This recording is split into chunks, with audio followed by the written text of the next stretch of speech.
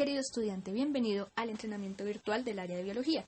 En esta ocasión encontraremos situaciones problemáticas en las que el uso de conceptos básicos y la interpretación adecuada de datos, tablas y gráficas serán esenciales para acertar en la mayoría de las preguntas de la prueba, la cual es evaluada con preguntas tipo 1, es decir, que tienen un enunciado y 4 posibles respuestas. El área de biología está dividida en 3 componentes: celular, organísmico y ecosistémico.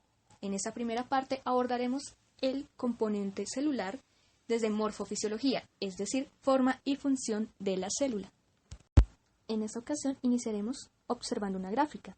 A partir de ella vamos a responder las preguntas 1 a 5. Primera pregunta. El retículo endoplasmático rugoso junto con los ribosomas es el encargado de la síntesis proteica a partir de moléculas de ARN. Por esta razón consideramos que estos realizan el proceso de A. Transcripción, cuyo proceso consiste en utilizar una hebra molde de ADN para formar una hebra de ARN.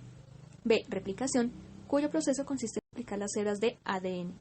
C. Transición, cuyo proceso significa el cambio de una base nitrogenada por otra químicamente similar. O D. Traducción, cuyo proceso implica la lectura de las bases nitrogenadas por aminoácidos. El lenguaje de las proteínas son los aminoácidos, los cuales realizan enlaces peptídicos a través del proceso de traducción que ocurre en los ribosomas.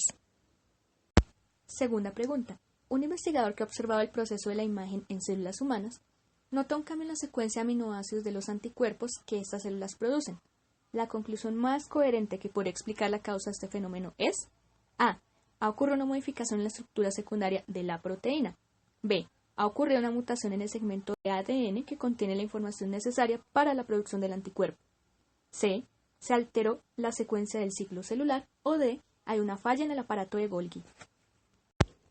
Cuando hay mutaciones en el material genético, pueden generarse modificaciones en la secuencia de los aminoácidos. Tercera pregunta. Según la figura, podríamos inferir que las células del cuerpo humano encargadas del proceso mostrado son A. Eritrocitos, que son los encargados del transporte de sustancias a través del cuerpo. B. Linfocitos, ya que son los encargados de la respuesta inmune. C. Miocitos, ya que son los encargados de la contracción muscular. O D. Osteocitos, ya que son los encargados de la formación ósea.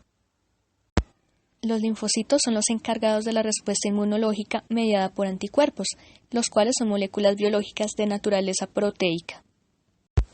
Cuarta pregunta. En los seres humanos, el tipo de células representadas en la imagen son producidas en la médula ósea mediante un proceso denominado mitosis.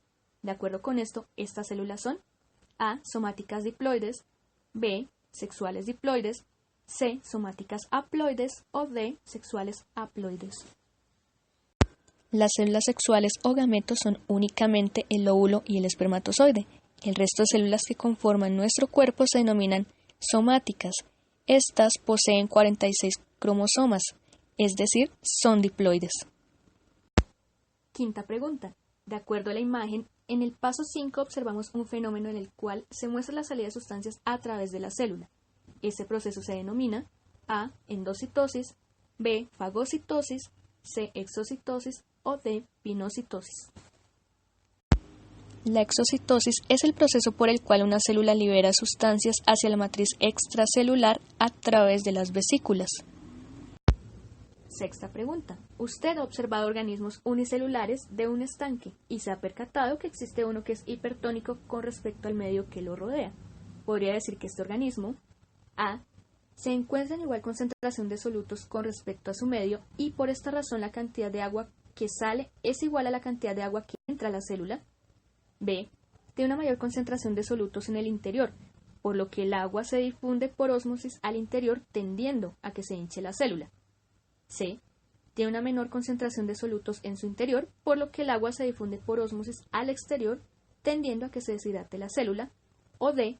Se encuentra con igual concentración de agua con respecto a su medio y por esta razón la cantidad de solutos que sale es igual a la cantidad de solutos que ingresan.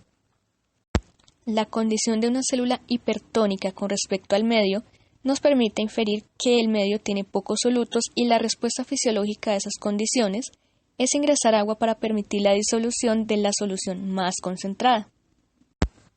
Teniendo en cuenta el contexto de la pregunta número 6, responderemos la número 7. Pregunta 7.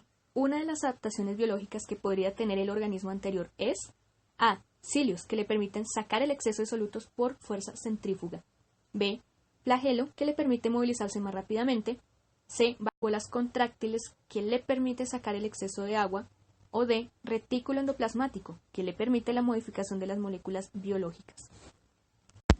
Si un organismo se encuentra en una solución hipotónica, el efecto inmediato es el ingreso de agua en exceso, independiente de la concentración, por lo que la adaptación más adecuada será la modificación de un organelo que funcionara con bomba para sacar ese exceso. Octava pregunta. Stanley Miller simuló las posibles condiciones de la Tierra primitiva, entre las cuales destacó los gases producto de las erupciones volcánicas. Así logró la primera síntesis de moléculas orgánicas en el laboratorio. Si usted recreara el experimento propuesto por Miller, usaría gases como A. Oxígeno molecular, dióxido de carbono, metilo, dióxido de nitrógeno, argón. B. Hidrógeno, tetraóxido de carbono, metilo, grupos amino, oxígeno monovalente. C. Oxígeno molecular, tetraóxido de carbono, hidrógeno, óxido de nitrógeno, argón.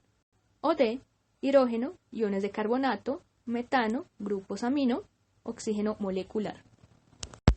Para recrear el experimento de Miller, habría que modelar una atmósfera primitiva, la cual no poseería oxígeno molecular.